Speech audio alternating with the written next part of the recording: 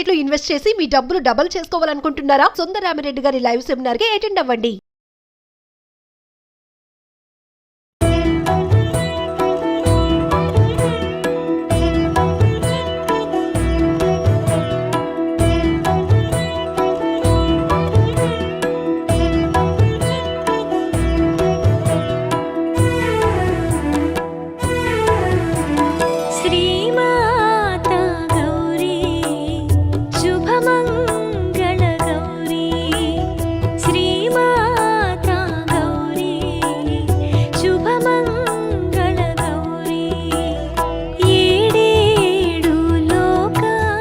నమస్తే రమగారు. నమస్తే జయ.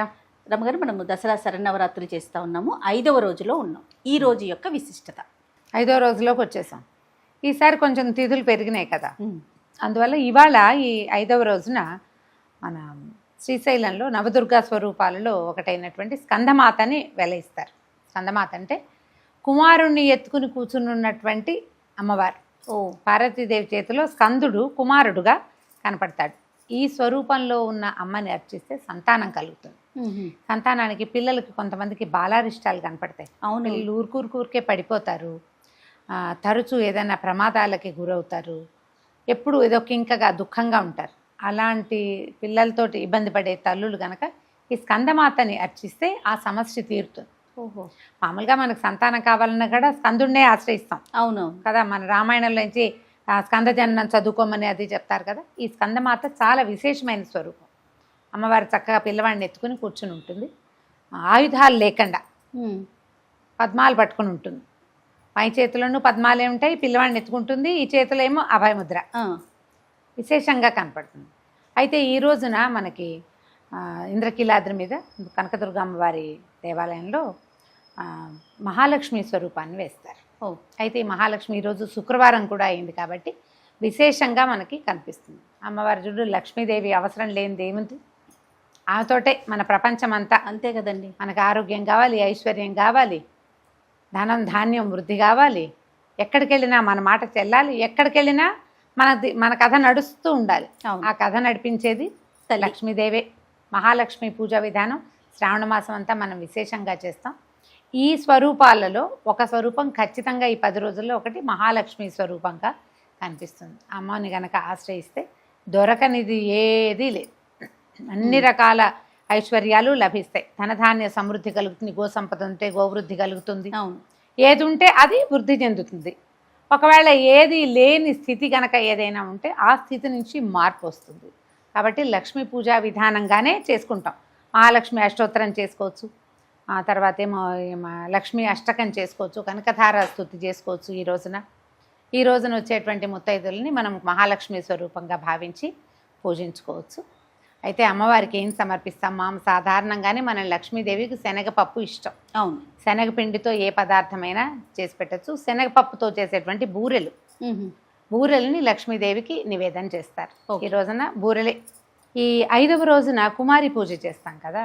5వ రోజు చేసే కుమారి పూజ 6 సంవత్సరాల బాలికకి చేస్తారు. ఈమె పేరు కాళిక. 6 సంవత్సరాల బాలికని కాళికా స్వరూపంగా భావించి పూజ చేస్తే మృత్యు భయం పోతుంది. మృత్యువు తప్పనిసరిది కదా. అవునండి, ఎప్పటికైనా తప్పదు. కాకపోతే అపమృత్యువు ఏం లేదు, ఉన్నటువంటి వాకిట్లోకి వెళ్ళిపోవటం, చిన్న వయసులో వెళ్ళిపోవటం, అకాల మరణాల బాధని తొలగిస్తుంది. 6 సంవత్సరాల బాలిక కనుక మనకి లభిస్తే చక్క పాదాలకు పసుపు రాసి కొంచెం పారాయణ పెట్టి అలంకరించి అమ్మాయిని విశేషంగా ఆమెకి కావాల్సిన ఆహార పదార్థాలు తనకి నచ్చినట్టుగా, ఈ పూర్ణాలు ఈ రోజుకి పూర్ణం కాబట్టి పూర్ణాన్ని కూడా ఆమెకి నివేదన చేసి భోజనం చేసి చక్కగా వస్త్రాలు, అలంకరణ సామాగ్రి అలాంటివి ఇచ్చి పాదాలకు నమస్కారం చేసి అక్షతలు కూడా వేయించుకోవచ్చు. దీనివల్ల ఏంటంటే మృత్యు భయం పోతుంది, అపమృత్యు నివారణ జరుగుతుంది. ఎవరు పూజ చేసుకుంటున్నారో వాళ్ళనే కాదు, ఇంట్లో ఉన్న వాళ్ళందరూ కూడా పూజ చేసుకోవచ్చు. అయితే లక్ష్మీదేవిని గురించి ఒక ప్రత్యేక కథనం చెప్పుకోవాలి మనం.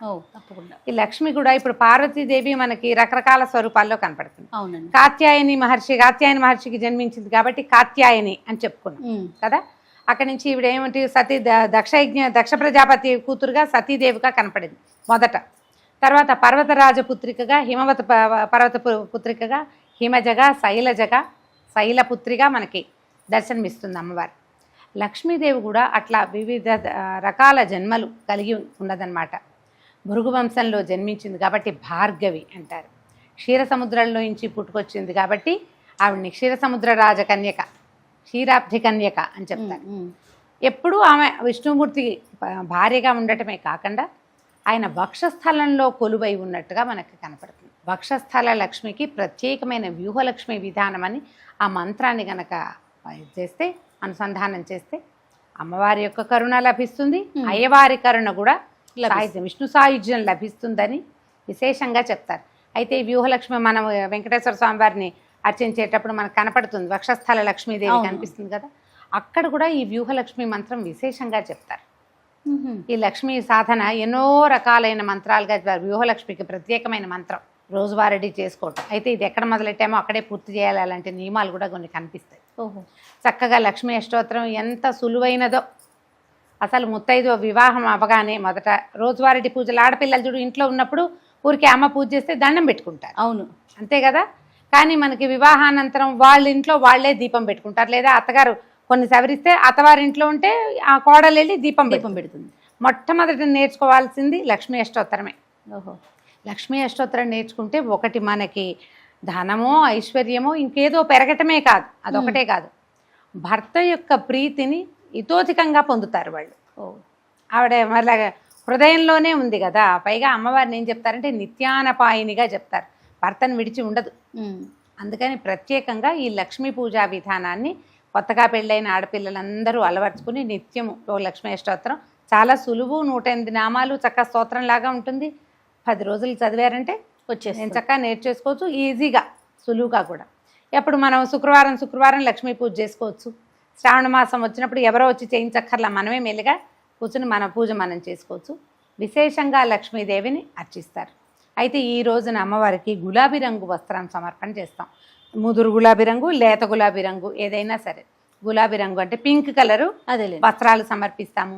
తర్వాత ఏమో పింక్ కలర్ ఆభరణాలు అంటే గాజులు లాంటివి ఏమైనా సమర్పిస్తే పింక్ కలర్వి ఇదే ఈ గులాబీ రంగు ఆభరణాలని అమ్మవారికి సమర్పించవచ్చు. మన ఇంటికి వచ్చిన ముత్తైదులకు కూడా బొట్టు కటక పెట్టడం, పాదాలకు పసుపు రాయటం లక్ష్మీ స్వరూపంగా భావించి విశేషంగా అమ్మవారిని ఈ రకంగా సేవించుకోవచ్చు. రమగారు, మరి సాధారణంగా మనం లక్ష్మీదేవికి అనగానే శుక్రవారం పూట ఉదయం పూజ చేసుకుంటూ ఉంటాం. శరన్నవరాత్రుల్లో సాయంత్రం చేస్తాం కదా, దీన్ని ఎట్లా అంటే ఉదయం సాయంత్రం 2 పూట్ల చేసుకోవటం మంచిదంటారా? ఇప్పుడు ఎప్పుడైనా శరన్నవరాత్రుల్లో 2 పూట్ల విధానం చేసే వాళ్ళు ఉంటారు. కేవలము రాత్రుళ్లే పూజించే విధానం కొన్ని ప్రాంతాల వారి ఆచారంగా కనపడుతుంది. మేము ఉదయం సాయంకాలం 2 సమయాల్లోనూ చేస్తాం. మీరు దేవాలయాల్లో గమనించండి, ఉదయం విధానం సాయంకాలము విధానం ఉంటుంది. కొన్ని చోట్ల ఏం చేస్తారు, కేవలం మధ్యాహ్నం నుంచి మొదలుపెట్టి అలంకారం చేసి సాయంకాలం సూర్యాస్తమయ వేళకి అమ్మవారి స్వరూపం చూపిస్తారు. అవును, అక్కడి నుంచి విశేషంగా మంగళ నీరాజనాలు, హారతులు ఇవ్వటము, ఆ స్వరూపాన్ని వెలయింపజేయటం అన్నీ సాయంత్రమే కనిపిస్తాయి. మన విధానాన్ని బట్టి మామూలుగా శుక్రవారం లక్ష్మీదేవి పూజ ఏమిటి, పొద్దుటి పూట చేసుకుంటాం. మళ్ళీ శుక్రవారం మనకి రాహుకాలం ఒకటి వస్తుంది. అవును, 10:30 నుంచి 12 గంటల దాకా. ఈ రాహుకాలం మొదలయ్యేసరిగా దీపం వెలిగించి రాహుకాలం అయ్యేదాకా దీపారాధన ఉంచుకుంటే విశేషంగా లక్ష్మీ పూజ కుదురుతుంది. ఇప్పుడు మన లక్ష్మీ పూజ సాయంకాలం చేసేది ఒకటి కనపడుతుంది. ఎప్పుడు చేస్తాం మనం? అమావాస్య, దీపావళి అమావాస్యకి రాత్రి పూట చేసుకుంటాం. ఈ దసరా శరన్నవరాత్రుల విశేషము రాత్రి అని చెప్పబడ్డం వల్ల సాయంకాల అర్చన, పగలు ఉపవాసం ఉండటం, ఏర్పాట్లు చేసుకోవటం, రాత్రి చేసుకోవటం ఒకటి. మనం ఇప్పుడు మన అలవాటుని బట్టి చేసుకోవచ్చు, ఉదయం అయినా సాయంకాలం అయినా. ఉదయం చేసిన అర్చనే మళ్ళీ సాయంకాలం అదే అర్చనే చేస్తాం, అదే అమ్మవారికి షోడశోపచారాలు చేస్తాము. మామూలు రోజుల్లో ఏ అమ్మవారికి ఆ అమ్మవారికి విశేషమైన ఆరాధన చేసినా కూడా శ్రీ సూక్త విధానంతో చేసే పద్ధతి ఒకటి ఉంటుంది. సులువే, కష్టమేం కాదు. అలవాటైతే వరుస వచ్చేస్తుంది, షోడశోపచారాలు ఆ వరుసగా వస్తాయి. శ్రీ సూక్త విధానంతో అమ్మవారిని అర్చించుకుంటేనే చాలా విశేషంగా చెప్పబడుతుంది. ఉదయం చేసుకున్నా సాయంత్రం చేసుకున్నా మీ వెసులుబాటును బట్టి చేసుకోండి. 2 పూట్ల చేసుకోండి, అధికస్య అధికం ఫలం. నమస్తే. నమస్తే చేయి.